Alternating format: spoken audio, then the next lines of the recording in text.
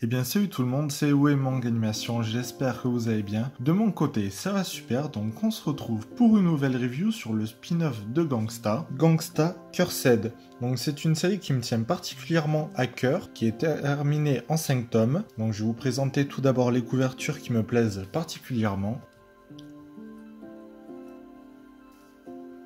Donc vous allez retrouver au dessin Kamo Suei, qui est l'assistant de Koshike, qui est la scénariste de ce manga parce qu'il s'agit d'une femme. Donc c'est un manga qui me plaît particulièrement par son univers. Je vais vous faire un court résumé de Gangsta pour vous introduire ensuite le spin-off. Gangsta, vous allez suivre les personnages que sont Nicolas et Warwick. Ce sont deux personnes qui aident différents clans et Nicolas, lui, est un indexé. Qu'est-ce qu'un indexé? Un indexé, c'est une personne qui dispose de capacités physiques surdéveloppées et c'est dû souvent à leur père qui étaient des militaires qui ont subi un traitement assez particulier pour augmenter leur capacité au combat et ce sont souvent les enfants de ces militaires qui disposent de ces capacités surhumaines. Dans Gangsta Cursed, on ne va pas suivre les personnages principaux de Gangsta, mais plutôt Marco Adriano qui était appelé à l'époque Space. Donc lui, il faisait partie de la seconde brigade Esminé. Qu'est-ce que c'est? Eh bien, c'était une brigade qui était chargée d'exterminer les indexés qui sont souvent considérés par la population comme des monstres parce que bon, voilà, des personnes avec des capacités physiques surdéveloppées, ça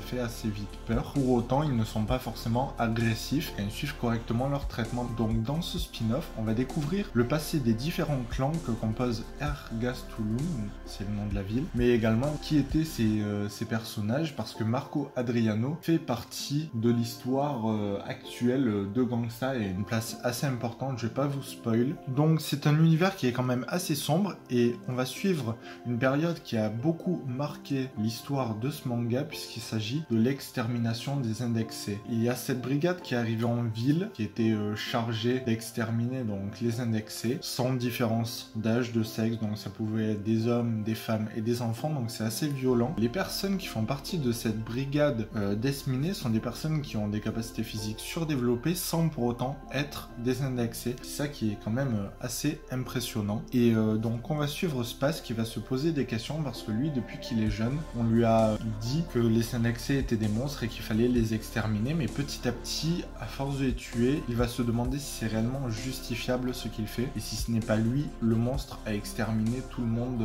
sans distinction, puisque quand il se bat contre eux, il n'oppose pas forcément de résistance, donc c'est quand même des combats qui sont parfois assez cruels.